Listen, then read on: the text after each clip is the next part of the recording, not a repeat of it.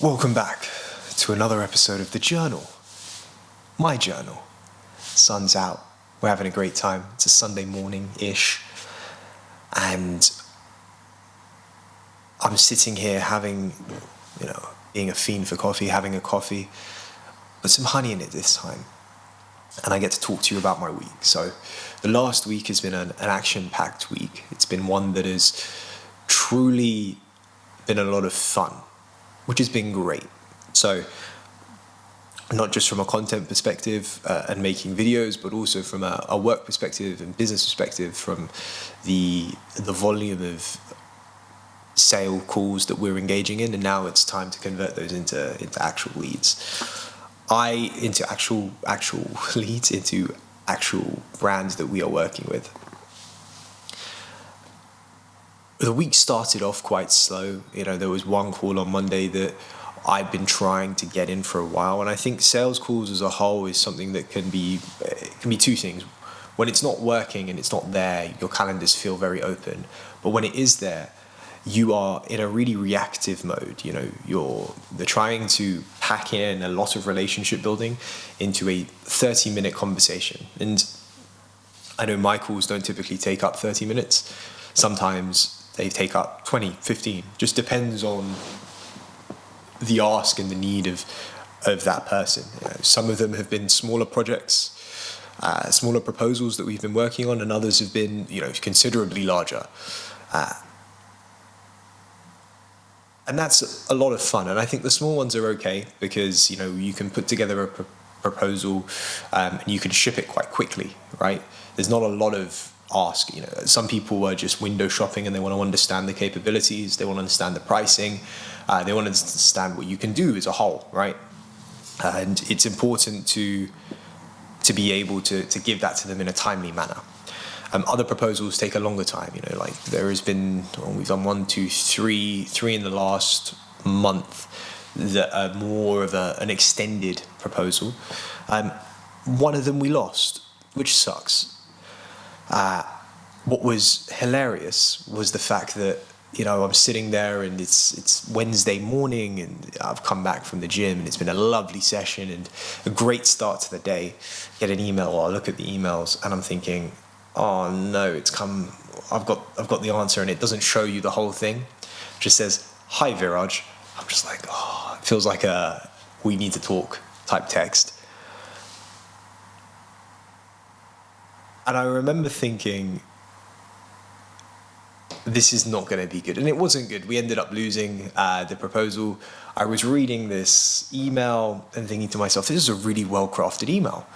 And so what I did is I put my follow-up, or I put the email into ChatGPT and realized that it was written with AI, or at least some of it was. And I thought that was absolutely hilarious. It's like there is no emotion that goes into the rejection, right? It's just so nonchalant. It happened. It's done. We're not working together. I spent 2 weeks invested in that proposal. I spent a lot of time thinking about the way the slides should be done, the way that the right pricing, the way the buttons look on the slides. And overnight, someone can just be like, "Now we're not working with you. I'm really sorry, we've gone with another partner." And it got me thinking that we do all of this for what? For an overnight rejection, a person who's got the power to kind of just cut it off completely. It doesn't feel nice.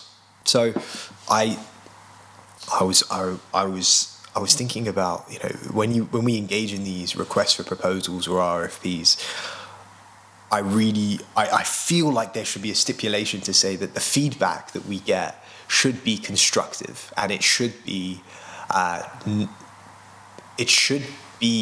significantly better than we chose just another partner. I really want to, I think maybe we'll try it next time and see where it ends up.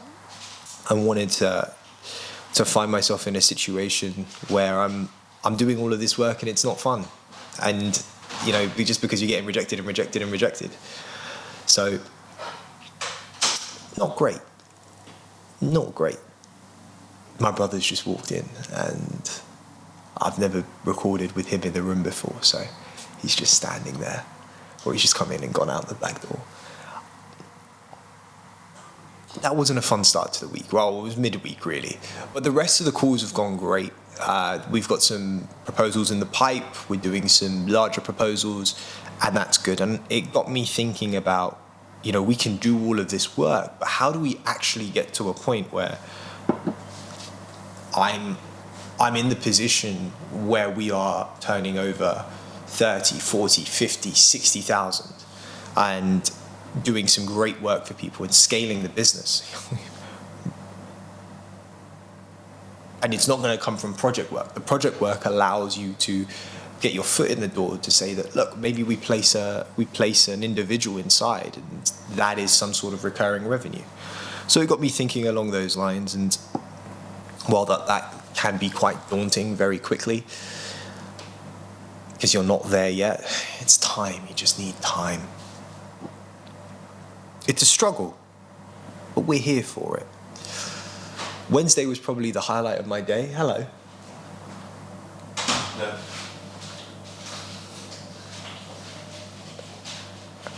Wednesday was probably the highlight of my day, and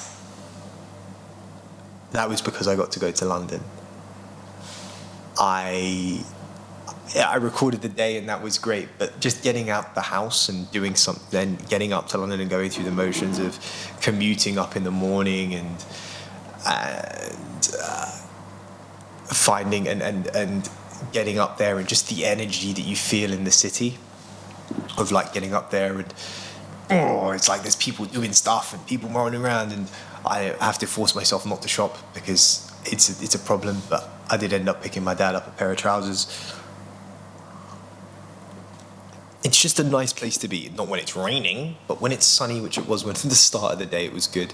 So I was doing a couple of meetings, some sales calls in the mornings, with new clients that come in from the lead gen. Well, that was great. It sucks that I had to take it in a basement of a coffee shop, and then you switch over to going and meeting with brands, and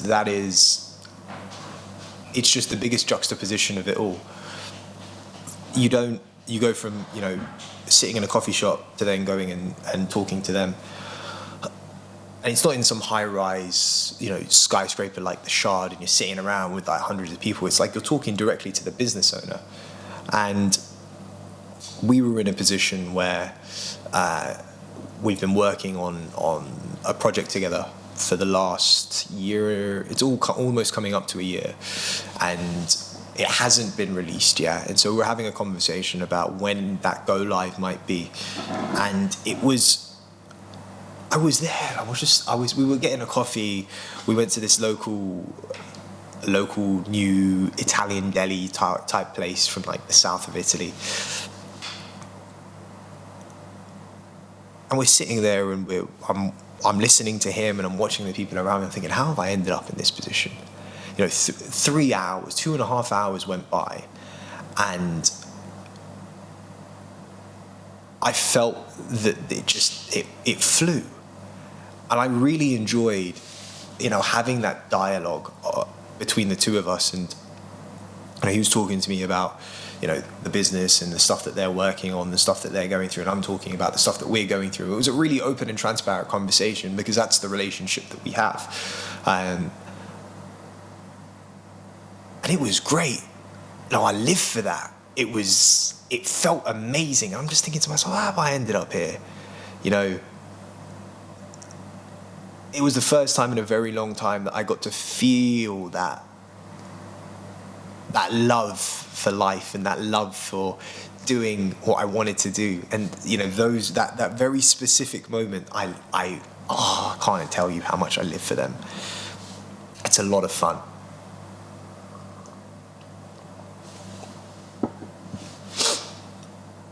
Why? Because it's it's not the company, right? It's a lot about the company. The company being the people that you're around. But I think it's just the open conversation that you can have and really talk through things. So whilst we were talking about our own separate stuff, we were also finding ways to connect the dots between everything that we do. It's nice when you can talk about work and talk about business and talk about the capabilities that we've got, and it not feel like a hard sell. It's like, oh, we do this. I know you're working on something in AR. How about we have a conversation about that? And not like that. It's a topic comes up, and they'll go, oh, how would this work? And I'd explain it and say that's something that we do.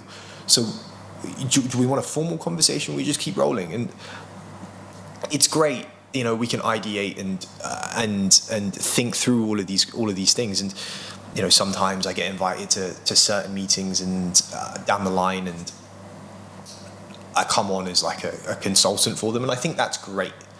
And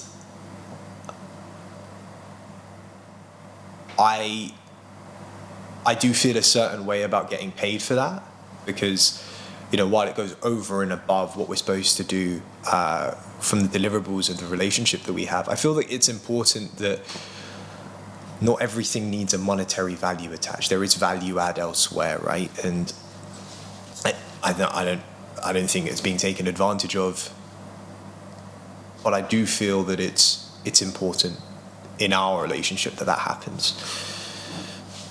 You invest in the game, you invest in the person, you invest in working with them. That was a lot of fun. Those 3 hours just flew, talking about all manner of different things, and then we always end up in some wacky conversations. We started with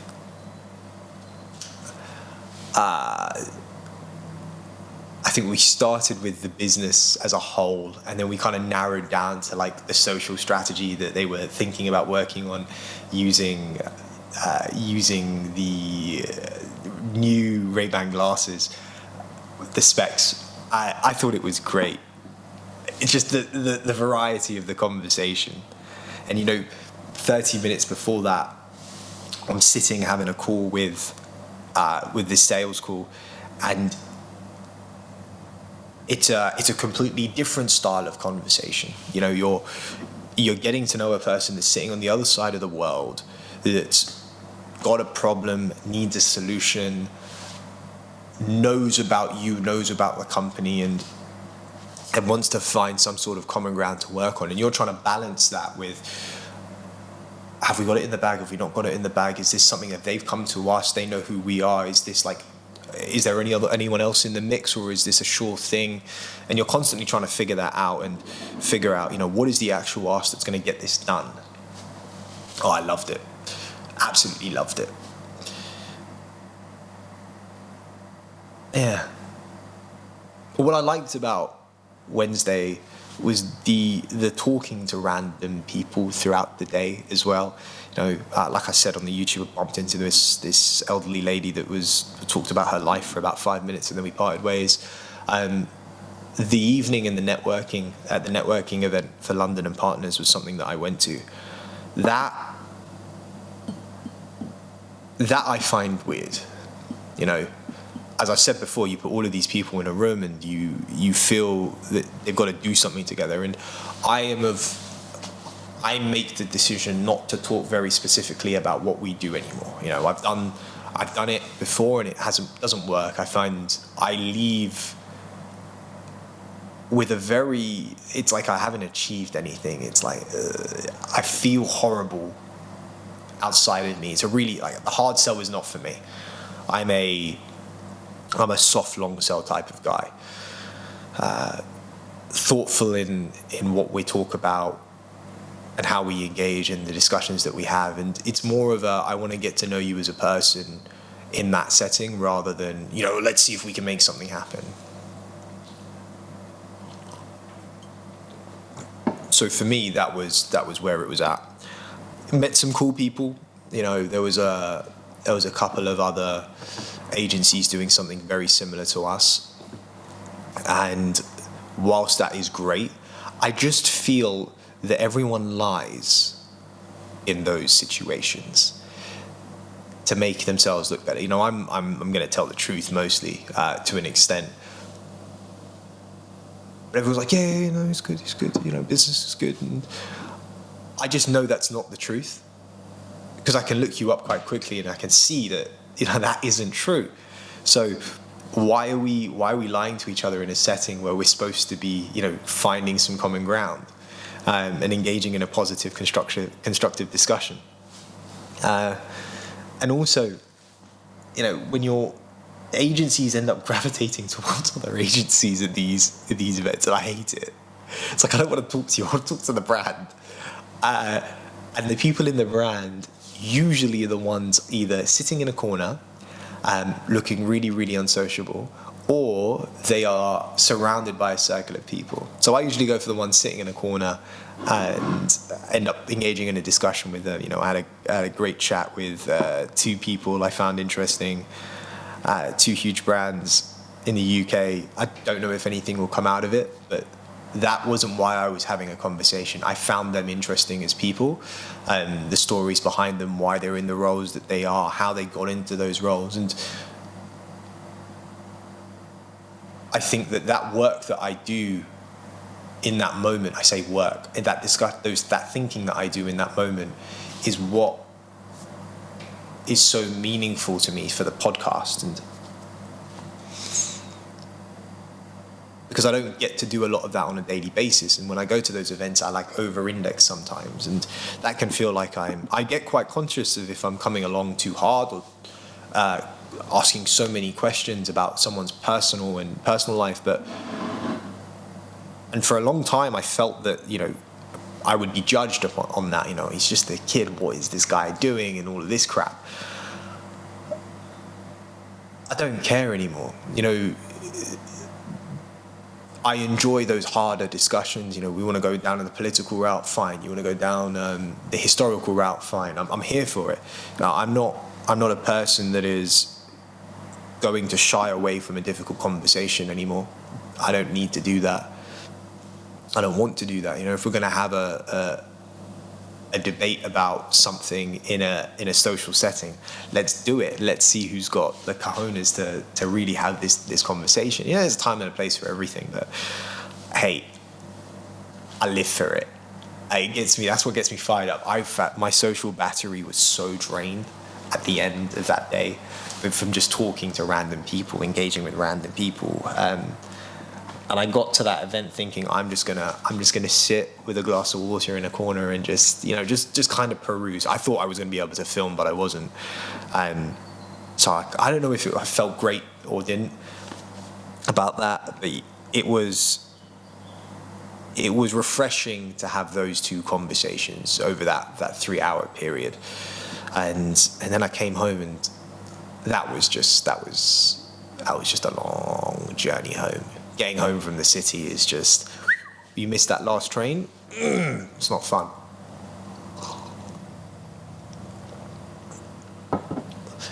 It is not fun at all.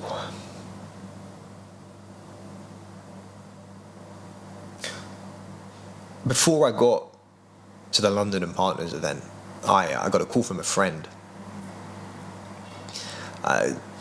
We've been friends a long time. You know, we went to secondary school together, went to sixth form together, or high school for the Americans, and I don't meet up with him as much as I'd like. It just the way our lives have gone. You know, we meet up, you know, kind of once a quarter. We get some FaceTime together, but on a whole, I don't get to spend a lot of time with him, which sucks. Are you okay? Yeah. I'm trying to film here. Yeah, but like, you could do it from any other tap, you know? Like, I'm trying to film. They're all the same, you know that, right? They all come from the same source. I actually didn't know that. I'm very skeptical. I'm trying to be as quiet as possible. You're not being quiet. You've come in 3 times, you know, while I'm filming. Do you want to just come and say hi? I'm more presentable now. You were presentable beforehand. Come in here. This is my brother. Hi. You got a nice aftershave on today. Thank you. What are we talking? What's the topic for today? So we've gone through me and my sales calls in this week and like how the week's been. Then we talked about London and meeting Piano Works and kind of talked generally about that topic. I don't want to dive into it, obviously. Okay. And we've talked a little bit about the networking event, and this is all coming under the kind of the founder entrepreneurship side of the conversation. We're going to go into dating next. Dating it. Okay, well, before he goes into dating, because I don't do all of that. I didn't do the entrepreneur route.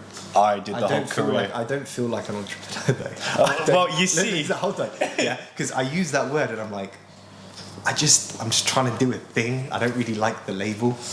I don't see like the whole, oh yeah, I'm an entrepreneur, Shan. True. And it doesn't say it on your LinkedIn, does it? Entrepreneur, billionaire, philanthropist. It doesn't. Well, you see, you're not Tony Stark yet. It doesn't say that. But do I want it? I don't want it to say that. Everyone wants it to say that. Everyone wants to be Tony Stark. No, not Tony Stark. I don't want it to say entrepreneur. Like, it doesn't feel right. Like, what am I doing? I'm just virtue signaling to everyone else, like, oh, look at me, I'm an entrepreneur. True. And like, it's just a word. It's just a facade. But why is it a facade? Don't know. I don't actually know what that word means. Anyways, I've got to go. But I think me and you should do something like this, where we can talk about topics. I like this. You know, I've been asking to do this. I'm saying it on camera, so he has to hold me to 3 it. years. In a bit, guys. For 3 years. This is the perks of living at home. Yeah. You get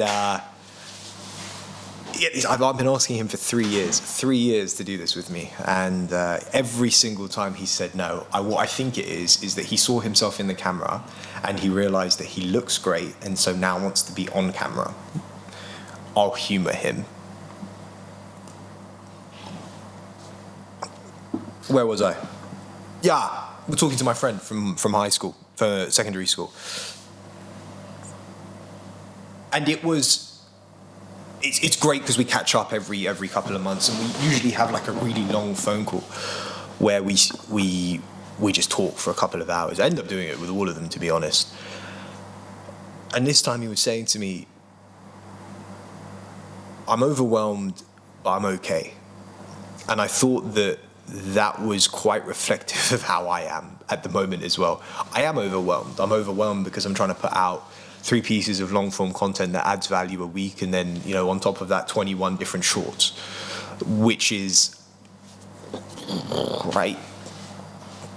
We're trying to scale this thing, and like I spoke about last week, or 2 weeks ago, I feel that I go to bed every day with anxiety of the fact that I'm gotta wake up and I've got to make sure that everything's okay. I've got to go to bed with the fact that, oh my God, am I going to be okay? And then wake up with, is everything going to be okay? And so we had a great discussion about that, and I think that it's nice to know you're not going through it alone. You can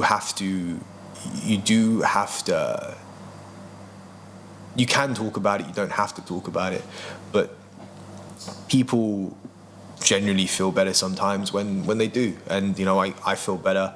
I felt a little bit better, and I got a bit of my social battery back to go and talk to people at the event after I talked to him, because I was hearing that someone was going through something similar to me, albeit different.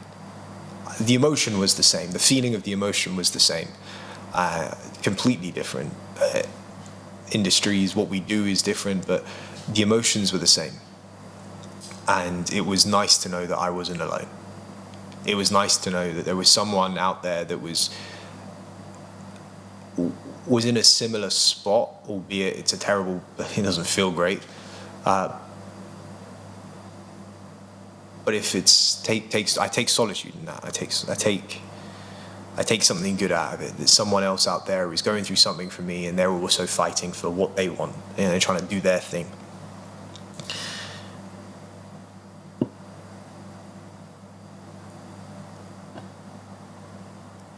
At the event, I was speaking to this lady, one of the 2 conversations that was great. And we were talking about an influencer, creator, who's opened up a couple of brands, and they're doing extremely well. And we were just discussing that individual, you know, and whilst I'm not in the same position as they are, I found myself trying not to fangirl a bit. You know, I wasn't feeling it, but I wasn't also comparing myself and trying to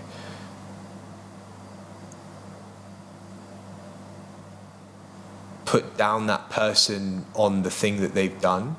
More so, it was when I look at them, I see that same drive. I see that same.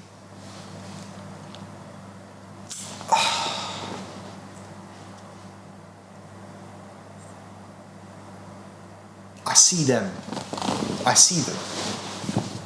And I understand the pain and the sacrifice that it's gone through to get to that point, because that's what I'm doing. And that was a lovely part of the conversation that I was having, that, you know, some people were just built different. Some people are great entrepreneurs and great business owners and whatever, and they know how to divvy up their time and everything. And when they're not, and when they know how to delegate, they can go and research, deep dive in something else that helps them keep going up. I feel like I'm built different. You know, you stick me in a race that I want to be in, and I'm gonna go for it. I'm just gonna keep going until it hurts, and then I'm gonna keep going again. Is how I feel. Is that an actual reflection of who I am? Oh, I don't think so. I think I've got a streak of quitting things. I wouldn't say pivoting out of, but I do feel I'm built different to others in this sense. Not from any external validation, but just from an internal validation. You know, it's the engine inside of me that wants to get it done.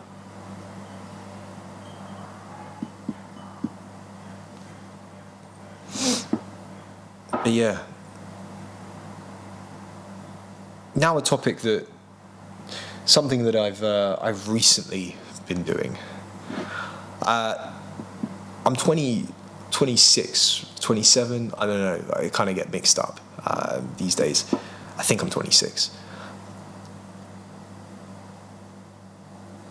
I've never properly dated. And dating as someone that is trying to build a business at the same time is surprisingly difficult, because a lot of my friends, a proportion of my friends, are in that stage of relationships that are like 4 or 5 years in the making, and they are, you know, the topic of marriage is coming up, and I'm here like, I want none of that, mate.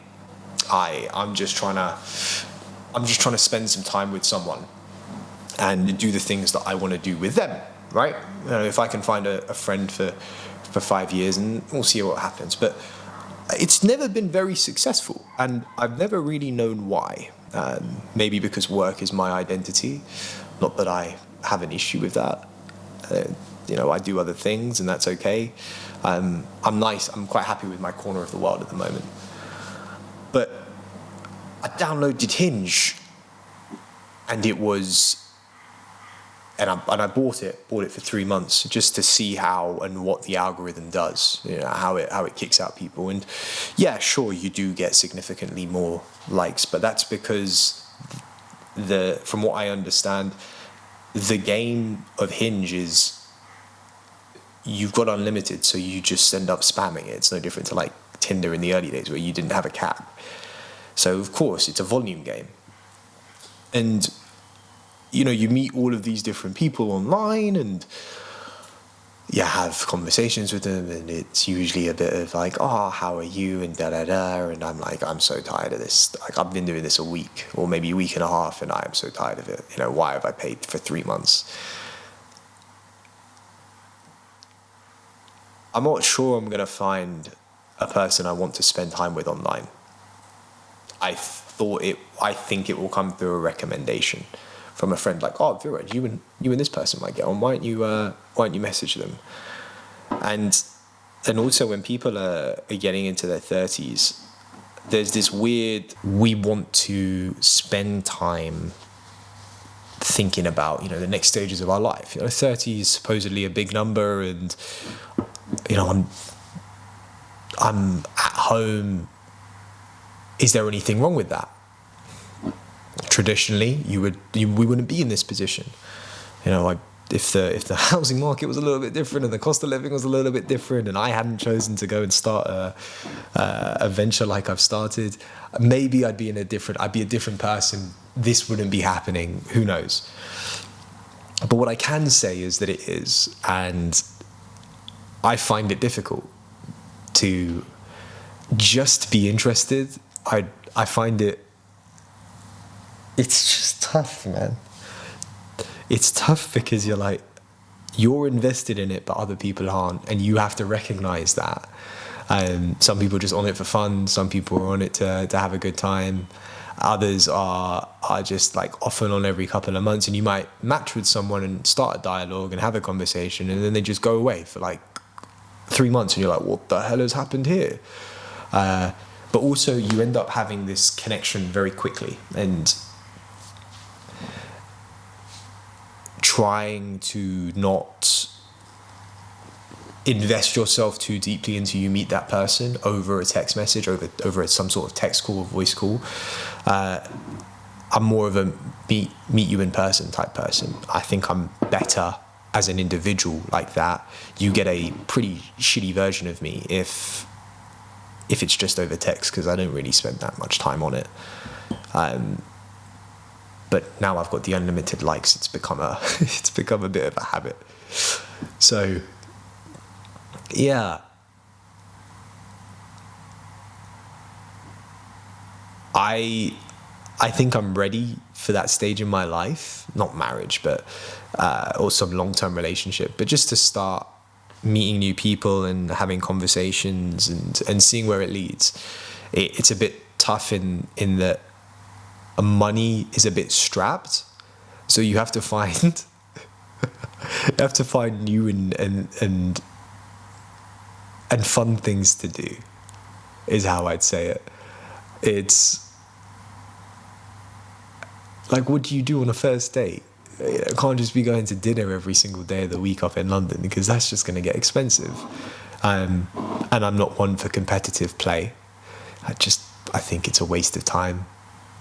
But I do enjoy a good conversation over a cup of coffee and a long walk. So, yeah.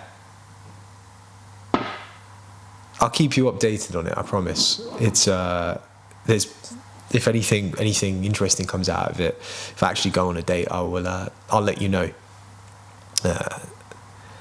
But it's been an interesting start to it all, to be honest with you.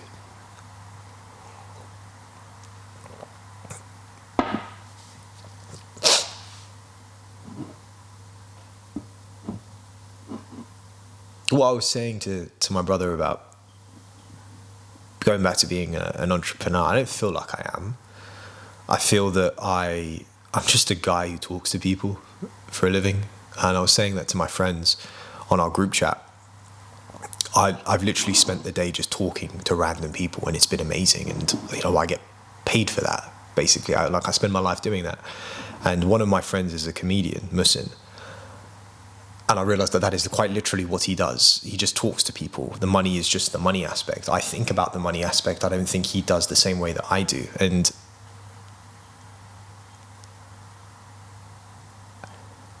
I just never thought I'd be here. And while it's a lot of work, it's a lot of stress, it's a lot of fun when those moments come around and you are quite literally enjoying it, and you're not knowing when the good times are, because you get to sit back on the day and on that commute home and go yeah, it's been a really long day, but it's been a really fun day. Yeah. What does next week have in store? I seem to be losing my sight and getting old, so we've got some personal appointments, more calls as per usual. We've got some proposals to put together for some of the bigger RFPs that we're doing. So I'll keep you updated on how those pan out. I'm waiting to hear back on one of the ones we've already sent in, and if that works out, that would be great. And then we've got a trip to London this week again, so hopefully some more content coming out of that, and a fun day out as well, in a different part of London, hopefully, so you won't just see me running around the same places. And the podcast, obviously, I've been looking for people, superstars that have done amazing things in their work, and people are slowly coming out the cracks. So yeah, I think that's the download of my week. Thanks for spending some time and listening to me, and I hope this helps for anyone going through their little journey of life that they're on. This is like my own mini therapy. So thank you for listening. I'll see you next time.